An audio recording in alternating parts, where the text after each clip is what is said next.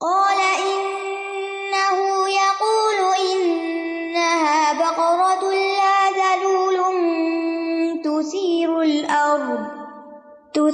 الأرض ولا تسقي الحرث مسلمة لا شية فيها قالوا الآن جئت بالحق فذبحوها وما كادوا يفعلون. کہا وہ فرماتا ہے کہ وہ گائے نہ کام کرنے والی ہو کہ زمین میں ہل جوتتی ہو اور نہ کھیتی کو پانی پلاتی ہو، صحیح سلامت ہو کہ اس میں کوئی داغ نہ ہو. کہنے لگے اب تم حق لائے ہو، پس انہوں نے اسے ذبح کیا اور لگتا نہ تھا کہ وہ ایسا کریں گے. یہاں پھر ان کے سوال پر گائے کے مطلوبہ اوصاف مزید بتا دیے گئے. اگر وہ پہلی بار بات مان لیتے تو ان کو ان سب چیزوں کی ضرورت پیش نہ آتی، لیکن بہرحال اب انہیں مطلوبہ گائے تلاش کرنی تھی. قال انه يقول انها بقرة لا ذلول. ذلول ذل سے ہے یعنی مطیع، یعنی ایسی سدھائی ہوئی گائے ہو جو اپنے مالک کی فرما بردار ہو، وہ ذلول ہوتی ہے، جیسا حکم دیا جائے ویسے ہی کرتی ہے. تو یہاں کیا مراد ہے کہ ایسی سدھائی ہوئی گائے نہ ہو کہ جو کھیتوں میں ہل وغیرہ چلاتی ہو. تثیر الارض، اس نے زمین میں ہل نہ چلایا ہو. ولا تسقی الحرث، اور نہ اس پہ پانی ڈھویا جائے اور نہ وہ زمین کو پھاڑ کے کھیتی باڑی کرنے والی ہو. مسلمتن، ہر عیب نقص سے پاک ہو، اس کے اندر نہ کوئی لنگڑا پن ہو، نہ اس کے کانوں میں کوئی کٹ ہو، نہ اس کے سینگوں میں کوئی عیب ہو، نہ اس کے رنگ میں لا شیۃ فیہا، اس کے رنگ میں بھی کوئی پیچ نہ ہو، کوئی نشانی نہ ہو، یعنی کوئی اور رنگ کا بال بھی نہ ہو. ایک دم سے بالکل صاف ستھری خوبصورت اور جوان گائے. یہ شیعہ کا لفظ جو ہے نا وشی الثوب سے ہے، کپڑے کے اوپر جو نقش و نگار ہوتا ہے. تو ان اوصاف کو بیان کرنے کا مقصد کیا تھا؟ تاکہ اب کوئی سوال باقی نہ رہے اور یہ کرنے کا کام کر لیں. قالوا الآن جئت بالحق، کہنے لگے اب تم حق لے کر آئے ہو. کیا پہلے حق نہیں آیا تھا؟ پیغمبر کیا حق کے سوا کوئی بات کرتے ہیں؟ یعنی یہ کیسا مزاج ہے؟ یہ سوچ کے بھی تکلیف ہوتی ہے. مثلاً آپ موسیٰ علیہ السلام کی جگہ اپنے آپ کو رکھ لیجیے، اور کئی دفعہ آپ کے اوپر خود آپ کے اپنے گھر میں آپ کے بچوں کے ساتھ اس قسم کی سچویشن پیش آئی ہوگی کہ آپ ایک بات ان کو کرنے کو کہتے ہیں، اس پر وہ کوئی سوال ڈال دیتے ہیں، کوئی حجت کرتے ہیں، پھر آپ ان کو دوسری طرح سمجھاتے ہیں، پھر وہ تیسری طرح سمجھاتے ہیں، پھر کسی طرح وہ مان جاتے ہیں کہ ہاں ہم کر لیتے ہیں، تو پھر کہتے ہیں ہاں ناؤ اٹ میک سینس. کیسا غصہ چڑھتا ہے اس وقت کہ اب تک ہم نان سینس کر رہے تھے، اب سینس بنی ہے. لیکن آپ پیغمبر کا اخلاق دیکھیے کہ یہ ساری باتیں سن کر موسیٰ علیہ السلام کے ریئیکشنز کیا تھے، سوائے اس کے کہ اعوذ باللہ یا نکون من الجاہلین کے علاوہ انہوں نے کوئی جوابی بحث ہی نہیں کی. کتنا بڑا سبق ہے ہم سب کے لیے، کوئی جوابی بحث نہیں کی. اور جو کچھ بتایا وہ اپنی طرف سے نہیں، اللہ سبحانہ وتعالیٰ کی طرف سے لا کے بتایا. تو بنی اسرائیل کا یہ رویہ انتہائی تنقیدی رویہ تھا، بہت ہی کریٹیکل قسم کا اور عجیب بات تھی. فذبحوها، پھر انہوں نے اس کو ذبح کر دیا. وما کادوا یفعلون، وہ ایسا کرتے دکھائی نہیں دیتے تھے، لگتا نہیں تھا کہ ذبح کریں گے. یعنی پچھلی صفات جو بیان ہوئی ہیں تینوں آیات میں، جب وہ پوری ہو گئی گائے میں اور وہ گائے ان کو مل گئی، ٹال مٹول کرنے کے بعد آخر پھر انہوں نے ذبح کر ہی لیا، کیونکہ اللہ تعالیٰ کا فرمان تھا.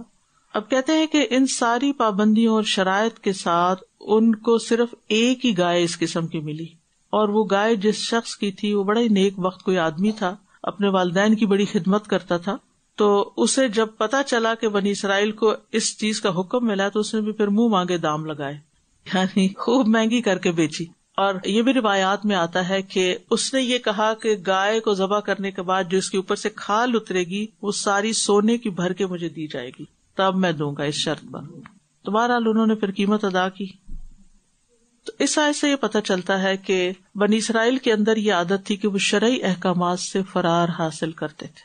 ہمیں سوچنا چاہیے کہ کہیں آج امت مسلمہ اور ہم خود باقیوں کو چھوڑ کر خود ہم شرعی احکامات سے فرار تو نہیں حاصل کرتے.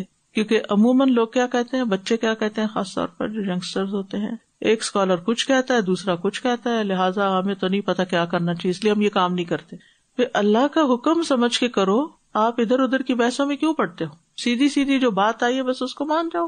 پھر یہ ہے کہ ان آیات سے بھی پتہ چلتا ہے کہ کثرت سوال جو ہے وہ پسندیدہ نہیں ہے. نبی صلی اللہ علیہ وسلم نے فرمایا بے شک اللہ تمہارے لیے 3 باتیں پسند نہیں کرتا: بلا وجہ کی گفتگو، مال کو ضائع کرنا اور بہت زیادہ سوال کرنا.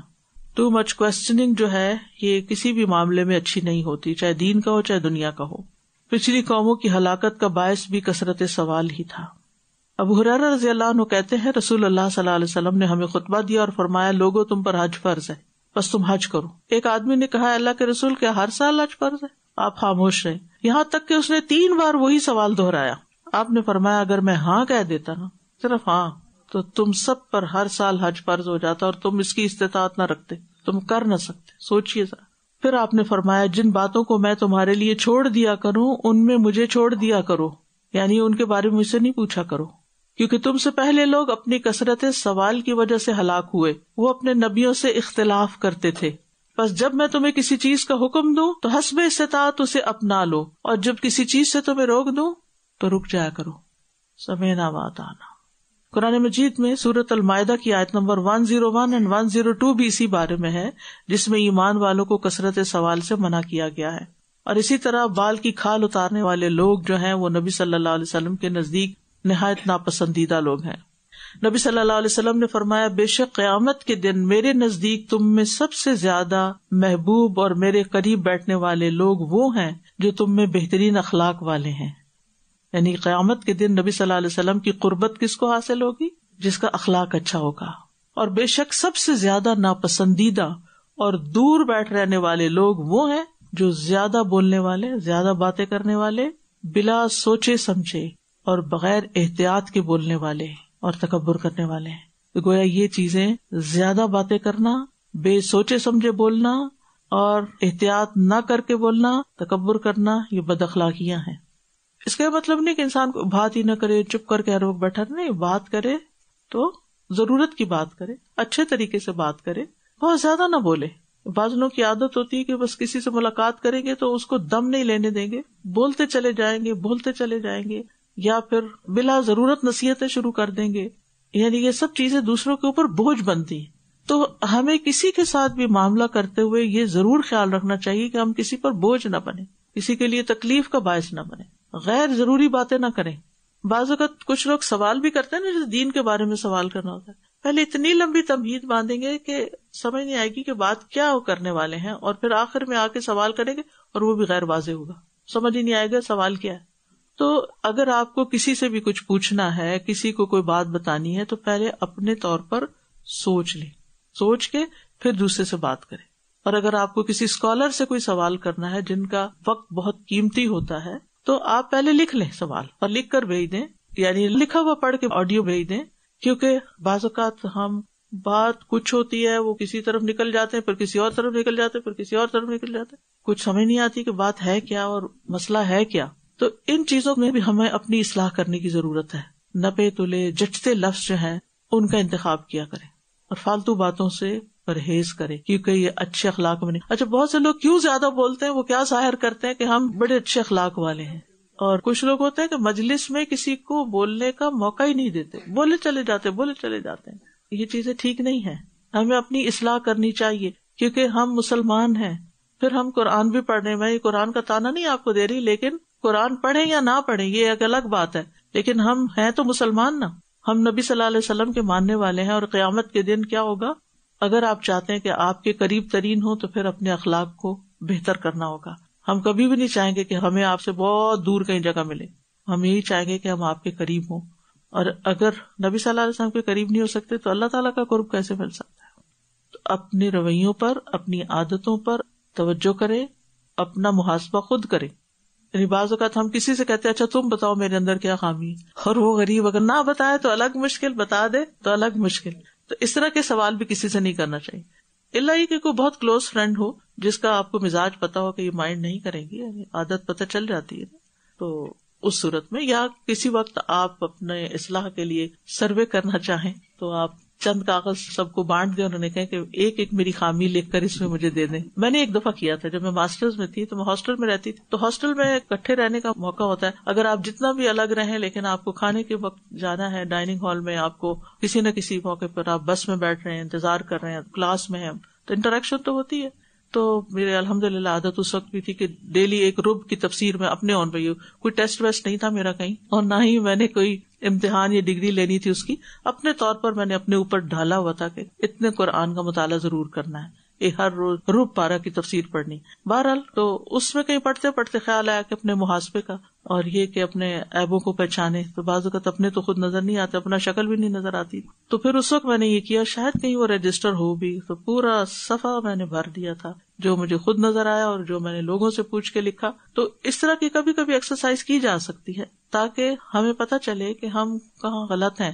بعض اوقات ساری زندگی ہمیں اپنی غلطی نظر نہیں آتی, اصلاح کہاں سے ہوگی. سب سے زیادہ تو گھر والوں سے ہی پوچھنا چاہیے, کیونکہ جتنا وہ ہمیں جانتے ہیں نا کوئی اور نہیں جانتا. اسی طرح بے جا سوالوں سے نبی صلی اللہ علیہ وسلم نے ایک مرتبہ غصہ بھی کیا. ایک شخص نے پوچھا, اچھا یہ بتائے کہ میرے والد کون ہیں. اگر آپ اس کو بتا دیتے تو آپ سوچے کہ پھر. اسی طرح بے مقصد سوال, بے مقصد, اس پر بھی ایک شخص نے پوچھا کہ اگر گری پڑی کوئی چیز ملے تو کیا کریں. تو آپ نے فرمایا 1 سال تک اس کو رکھو اور پھر اعلان کرتے رہو اور اس کے بعد خود فائدہ اٹھا لو. اگر اس دوران مالک آ جائے تو اس کو دے دو. تو ایک شخص پوچھنے کا اگر اونٹ گم ہو جائے کسی کا پھر کیا کریں. یہ سن کے آپ اتنا غصہ ہوئے کہ آپ کا چہرہ سرخ ہو گیا اور آپ نے فرمایا کہ تمہیں اونٹ سے کیا کرتے, یعنی اونٹ کو چھپی رہنے والی چیز کتنی بڑی چیز ہے. اگر کوئی گم ہوگا تو اس کا مالک دور سے بھی پہچان لے گا کہ یہ میرا اونٹ یہاں کھڑا ہے آگے. تو بہرحال اسی طرح کھانے پینے کے معاملے میں بھی بہت سوال نہیں کرنے چاہیے. کچھ لوگ بہت زیادہ مین میخ نکالتے ہیں, اور نبی صلی اللہ علیہ وسلم نے یہ بھی فرمایا کہ مسلمانوں میں سب سے بڑا مجرم وہ ہے جس کے سوال کی وجہ سے کوئی حلال چیز حرام ہو جائے. اور اسلام کا حسن کیا ہے, اسلام کی خوبصورتی کیا ہے؟ من حسن اسلام المرء ترکہ ما لا یعنیہ. انسان کے اسلام کی خوبصورتی یہ ہے کہ ان باتوں کو چھوڑ دے جن سے اس کا مطلب ہی نہیں, ضرورت ہی نہیں. کوئی نفع مند علم حاصل نہیں ہوتا, خواہ کا تجسس, ادھر ادھر لوگوں سے پوچھنا فلاں کیا کر رہا ہے, وہ کیسا ہے. ہر کوئی اپنی زندگی جی رہا ہے, آپ کو کیا مطلب اس سے؟ اگر کوئی خود اپنے بارے میں بتانا چاہے تو 100 بسم اللہ.